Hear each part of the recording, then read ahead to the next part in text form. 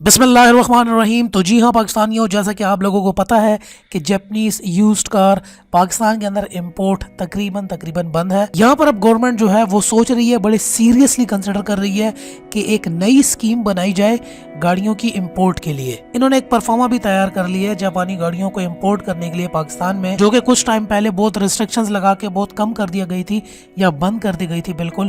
तो अब एक नई स्कीम आने वाली है जिसमें बहुत ज्यादा चांसेस है कि इनकी इंपोर्ट दोबारा खुलेगी और दोबारा से जो है जापानीज गाड़ियां पाकिस्तान के अंदर पहले की तरह आने लगेंगी। तो इस खुशी की खबर में आज वीडियो को देखने से पहले लाइक कर दो और शेयर करो यार आज सबको, ताकि सबको ये बात पता चले कि अब जो है इंपोर्ट होने वाली है, तो वो पहले से तैयार हो जाए और उनको ये इन्फॉर्मेशन भी मिल जाए। सब्सक्राइब करें टेक.pk यूट्यूब चैनल को और साथ में इस बेल के आइकन को दबा दीजिए मेरी वीडियो सबसे पहले हासिल करने के लिए। तो जी हाँ पाकिस्तानियों, जैसा कि आप लोगों को पता है कि कुछ अरसा पहले गाड़ियों की जो इंपोर्ट है, Japanese use cars import Pakistan के अंदर रिस्ट्रिक्शंस लगा के काफ़ी टाइम तक बंद कर दी गई थी। मतलब इंपोर्ट फिर भी हो रही थी, लेकिन उसके ऊपर बहुत ज़्यादा टैक्सेस, ड्यूटीज़ और रिस्ट्रिक्शंस थी।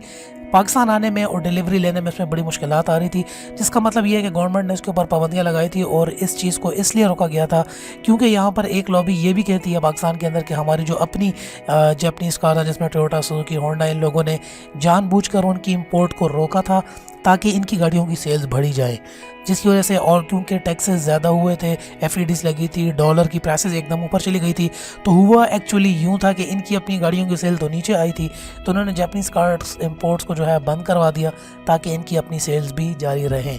ये मैं नहीं कह रहा, ये एक जनरल परसेप्शन है और बहुत ज़्यादा मार्केट में यही इन्फॉर्मेशन फ्लोट कर रही है। लेकिन उसके बाद ये हुआ कि जब यूज्ड इंपोर्टिंग कार्स के ऊपर यहाँ पर वो बंद हुई हैं, तो यहाँ पर गवर्नमेंट को भी बहुत ज़्यादा नुकसान हुआ है, क्योंकि गवर्नमेंट उन सब गाड़ियों के ऊपर टैक्स कलेक्शन करती थी। तो ये भी बहुत एक लॉस हुआ है गवर्नमेंट को भी उन गाड़ियों के रुकने से। साथ में ये भी था कि जितने भी इंपोर्टर्स थे और यहाँ पर गाड़ियों की जितनी भी मार्केट थी वो भी एकदम डाउन हुई है, और गाड़ियों की जो सेल परचेज है, जापानीज कार्स की भी मार्केट, वो भी एकदम पाकिस्तान के अंदर डाउन हो गई थी। तो दोनों को नुकसान था, आवाम को भी वो नुकसान था, इंपोर्टर्स कारोबार जो कर रहे थे उनको भी नुकसान था, और गवर्नमेंट को भी नुकसान था क्योंकि वो टैक्स कलेक्शन नहीं कर पा रही। यहाँ पर जो है गवर्नमेंट ने नया प्लान बना लिया और उन्होंने कहा है कि हम एक नई स्कीम, एक नया रेगुलेटरी फ्रेमवर्क लेकर आ रहे हैं, जिससे हम जापानी गाड़ियों यूज्ड या नई गाड़ियाँ इंपोर्ट होंगी। लेकिन यहाँ पर उनका ये भी कहना है कि कमर्शियल इंपोर्टर्स जो हैं वो सिर्फ अलाउ होंगे इन गाड़ियों को एक क्वांटिटेटिव रिस्ट्रिक्शंस के अंदर इंपोर्ट करने में। डॉक्टर अब्दुल हफीज़ शेख, जो कि एडवाइज़र हैं प्राइम मिनिस्टर के फाइनेंस एंड रेवेन्यू के ऊपर, वो जो है कल मंडे के दिन इसके ऊपर डिस्कशन करने वाले हैं एक मीटिंग के अंदर। ये पूरा एक नया ड्राफ्ट लेकर आने वाले हैं। ये स्कीम जो है सिर्फ और सिर्फ कमर्शियल इंपोर्टर्स के लिए यहाँ पर रखी गई है। अगर आपको पता हो, जो इंपोर्ट पॉलिसी ऑर्डर था 2016 का, जिसके मुताबिक पाकिस्तान के अंदर 3 तरीक़ों से जो है गाड़ियों को इंपोर्ट किया जा सकता था। एक जो पर्सनल बैगेज था, दूसरा ट्रांसफ़र ऑफ रेजिडेंस था, और तीसरा गिफ्ट स्कीम था ओवरसीज पाकिस्तानीज का। इन 3 तरीकों से है जो पहले गाड़ी इंपोर्ट होती थी पाकिस्तान के अंदर। लेकिन इनका यहाँ पर ये कहना है कि इस स्कीम का बहुत ज़्यादा मिसयूज़ होता था।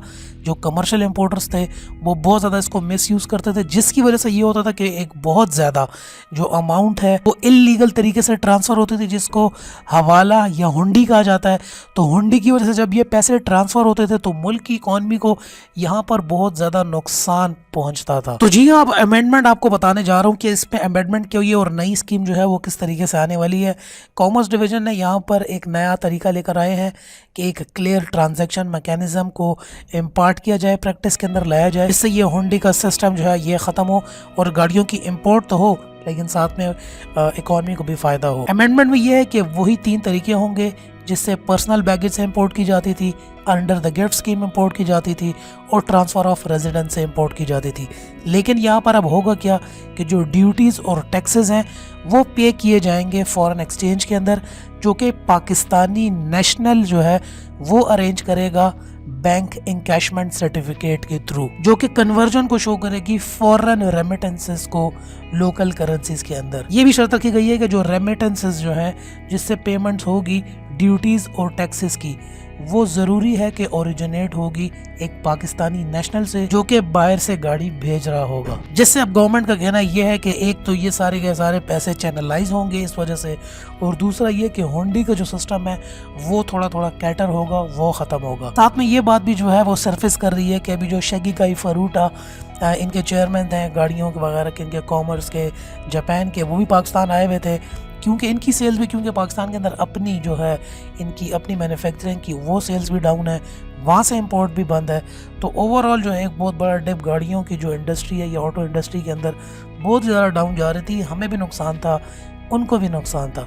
तो हो सकता है वो भी एक मार्केट के अंदर ये बात भी गर्दिश कर रही है कि वो आए हैं और उन्होंने शायद ये नई स्कीम भी तजवीज़ की है ताकि इंपोर्ट भी इनकी दोबारा से ओपन हो और यहाँ पर जो है अपनी इनकी प्रोडक्शन भी उसी तरीके से चले और गाड़ियाँ बिकें। तो पाकिस्तानियों अब देखना ये है कि अब इसमें होता क्या है। अब कल जो है इसके ऊपर मीटिंग होगी, अभी डिस्कशन जो है फाइनल नहीं हुई। जैसे इस बार में कुछ और डेवलपमेंट होगी, नई बात आएगी, मैं इंशाल्लाह सबसे पहले आप लोगों को जरूर बताऊंगा यहाँ पर चैनल के ऊपर। यहाँ दोस्तों अगर नीचे अगर यहाँ पर आप आए डिस्क्रिप्शन में देखें तो मैंने आप लोगों के लिए स्पेशल फेसबुक का एक ग्रुप बनवाया है। इस ग्रुप को ज्वाइन करें। इसका फ़ायदा ये होगा कि आप मुझसे यहाँ पे डायरेक्टली इंटरेक्ट कर सकते हैं, अपनी गाड़ियों की पिक्चर शेयर कर सकते हैं, कोई गाड़ी वगैरह बेचनी हो उसकी इन्फॉर्मेशन शेयर कर सकते हैं, कोई सवाल मवाल पूछना हो गाड़ी के मामले में तो वो सवालात भी आप पूछ सकते हैं वहाँ पे। बाकी कम्युनिटी मेम्बर्स भी आपको जवाब देंगे और लोग भी यहाँ पर ज्वाइंड हैं। तो आइए एक दूसरे की हेल्प कीजिए, कोई गाड़ी वगैरह बेचनी हो बेचिए। एक अच्छी कार डिस्कशन में आप भी पार्टिसिपेट कर सकते हैं। वीडियो पसंद आई हो तो ज़रूर लाइक कर देना यार, आप वीडियो आजकल बिल्कुल लाइक नहीं कर रहे। तो फिर मिलते हैं आपसे नेक्स्ट वीडियो के अंदर, तब तक के लिए अपना ख्याल रखिएगा। पाकिस्तान जिंदाबाद and finally thanks for watching.